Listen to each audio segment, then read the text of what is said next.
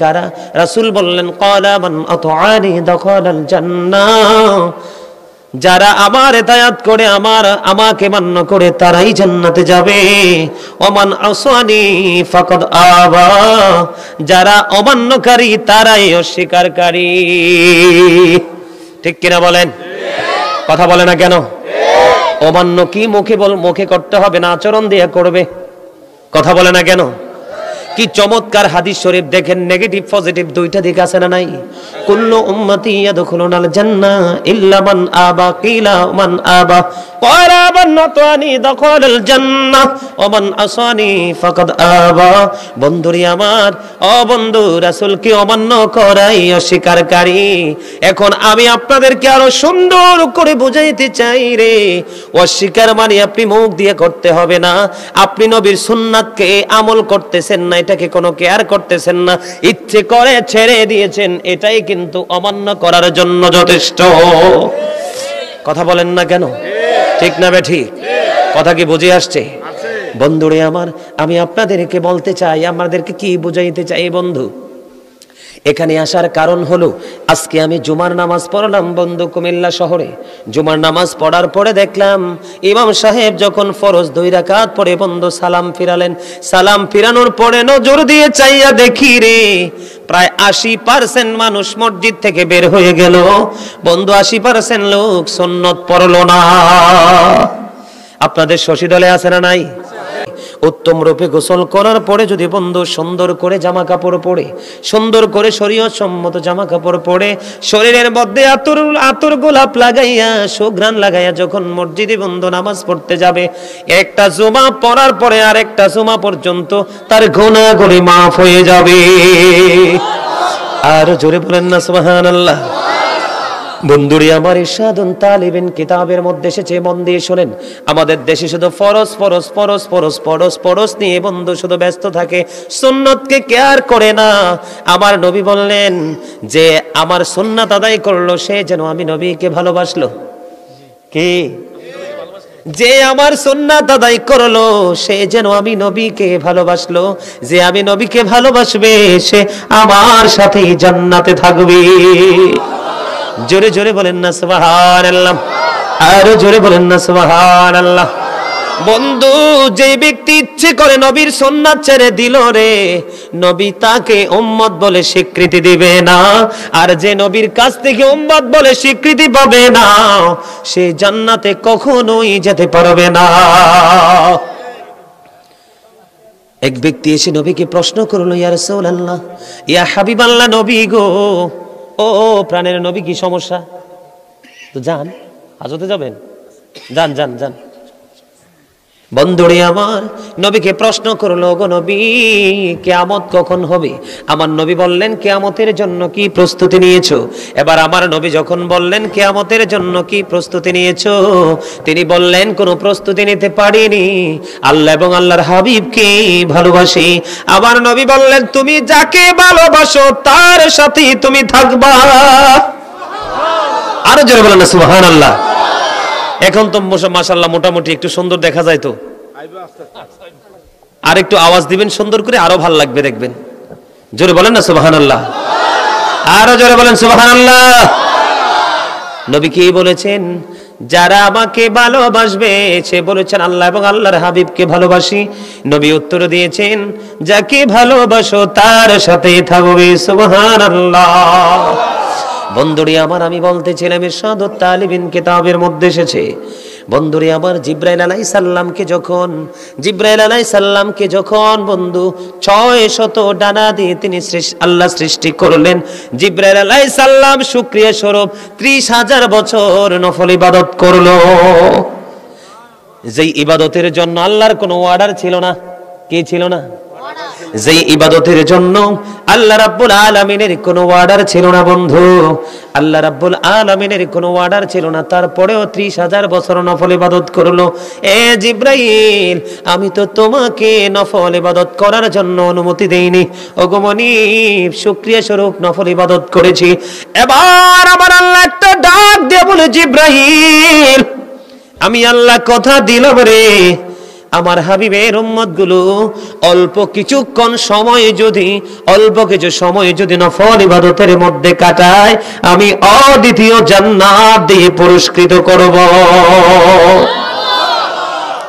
আজকে আমাদের অবস্থাকে দেখেন, এই আমার দিকে তাকান। জুমার নামাজ মোটামুটি বন্ধ পড়তে হবে, আমি বলবো, আপনারা হিসাব করবেন। এই যে আমরা জান্নাতের আশা করি, আবার মুসলমানও দাবি করি, কিন্তু আমাদের মুসলমানিত্বের মধ্যে যথেষ্ট সমস্যা আছে। বন্ধুরে আমার, আপনি জুমার নামাজ পড়তে গেলে মসজিদে গিয়ে প্রথম পড়বেন 2 রাকাত তাহিয়াতুল ওযু, তারপরে পড়বেন 2 রাকাত দখলুল মসজিদ। কয় রাকাত হলো? তারপরে পড়বেন 4 রাকাত ক্বাবলাল জুমা, তারপরে 2 রাকাত ফরজ। কয় রাকাত? কত হলো? বন্ধুরে আমার, সালাম যখন ইমাম সাহেব ফিরিয়ে নিবে, তারপরে বন্ধু আবার ইমাম সাহেব সালাম ফেরানোর পরে আপনারা আরো পড়বেন 4 রাকাত আখিরুজ যুহর। 4 রাকাত বাদাল জুমা। 4 রাকাত কয় রাকাত? কথা বলে না। 4 রাকাত কি? সালাম যখন আমরা ফিরাবো, ফেরানোর পরে 4 রাকাত বাদাল জুমা, তারপরে যদি পড়েন আখিরুজ যুহর 4 রাকাত, এরপরে ওয়াক্ত সুন্নাত 2 রাকাত, তারপরে নফল 2 রাকাত। কত হলো? কথা বলে না কেন? আরো জোরে। এই সমস্যা কেন হয়েছে জানেন? ভালো করে গণেন। 3 4 কত? 4 4 কত? 17 18 19 20। জামাত আছে কয় রাকাত? বন্ধুরে আমার, এই নামাজগুলো আমাদের আগে পরে পড়তে হবে। কি করতে হবে? কিন্তু এখন শুক্রবার দিনে বন্ধু মানুষগুলো, মুসল্লিগুলো মসজিদে যায়, আগের সুন্নাত পড়ে না, পরের সুন্নাত পড়ে না, শুধু 2 রাকাত ফরজ। আপনি বলেন ইমান কি ঠিক আছে না নাই? কথা বলেন না কেন? ইমান কি ঠিক আছে? কারণ ও বন্ধু, আপনাদেরকে মনে রাখতে হবে, নবীর সম্মান, নবীর মর্যাদা, নবীর ইজ্জত প্রত্যেকটা নামাজের দিকে তাকাইলে আপনি বুঝতে পারবেন। ফরজ ফজর নামাজের মধ্যে আগে 2 রাকাত সুন্নাত, জোহরের নামাজের মধ্যে আগে 4 রাকাত সুন্নাত, আসরের নামাজের মধ্যে আগে 4 রাকাত সুন্নাত, কিন্তু মাগরিবের আগে ফরজ। এটা রহস্য অন্যরকম, এই জন্য বন্ধু তারপরেও 3 রাকাত ফরজ, 4 রাকাত বন্ধু সুন্নাত নফল। ঠিক কিনা বলেন? এশার নামাজের আগে সুন্নাত। এবং তারাবি নামাজ যখন আমরা পড়ি, রমজান মাসে দিনের বেলা রোজা রাখা ফরজ, আর রাতের বেলা নফল তারাবি পড়া সুন্নাত। আল্লাহর হাবিব আসেনি? তা আপনি জুদা করলে লাভ হবে কি? আল্লাহ বলে ওয়ারাফা'না লাকা যিকরাক। আল্লাহ রাব্বুল আলামিন বলে, হাবিব আমি আপনার জিকিরকে, আপনার স্মরণকে উচ্চ মর্যাদা দান করেছি। সুবহানাল্লাহ। আমার কথা কি বুঝি আসতেছে আপনাদের? আরো জোরে বলেন। বন্ধুরে আমার, আপনাদেরকে মনে রাখতে হবে, আপনাদেরকে চিন্তা করতে হবে, জুমার দিনটা হলো শ্রেষ্ঠ দিন, সাইয়্যিদুল আইয়াম। আমার নবী বলেছেন। কে বলেছে? এটা কি সব দিনের চাইতে দামি না কম দামি? নবী বলেছেন বন্ধু, এই দিনটা ঈদুল ফিতর, ঈদুল আজহার দিনের চাইতেও দামি। কথা কয় না? কিসের চাইতে দামি? ঈদুল ফিতর, ঈদুল আজহার দিনের চাইতেও দামি। আমরা যাকে আদম সফিউল্লাহ, আদম নবী আমাদের পিতা বলে জানি, বন্ধু আদমকে জুমার দিনে সৃষ্টি করা হয়েছে। এই জুমার দিনে বন্ধু তাকে পৃথিবীতে পাঠানো হয়েছে। এই জুমার দিনে তাকে বন্ধু মৃত্যু দেওয়া হয়েছে। এই জুমার দিনে এমন একটা সময় আছে রে, যেই সময়টার মধ্যে বন্ধু আপনি যদি হারাম জিনিস না চান, আপনি যতক্ষণ পর্যন্ত আল্লাহর কাছে হালাল চাইতে থাকবেন, আল্লাহ ততক্ষণ পর্যন্ত বরাদ্দ করতে থাকবে, বরাদ্দ দিতেই থাকবে। এই জুমার দিনে কিয়ামত হবে। মানুষগুলো কত উদাসীন, মানুষগুলো কত পৃথিবী লোভী, মানুষগুলো কত পৃথিবীর সাথে প্রেমের ডোরি লাগিয়ে দিল বন্ধু। আল্লাহ রাব্বুল আলামিন বলতেছেন সূরা আল ইমরানের 185 নম্বর আয়াতের শেষ অংশে, আল্লাহ বলেছেন অমাল হায়াতুদ দুনিয়া ইল্লা মাতাউল গুরুর। এই দুনিয়ার জীবন, এই পৃথিবীর জীবন একটা ধোঁকা ছাড়া কিছুই না। নবীর কথার মধ্যে কোনো গলদ আছে?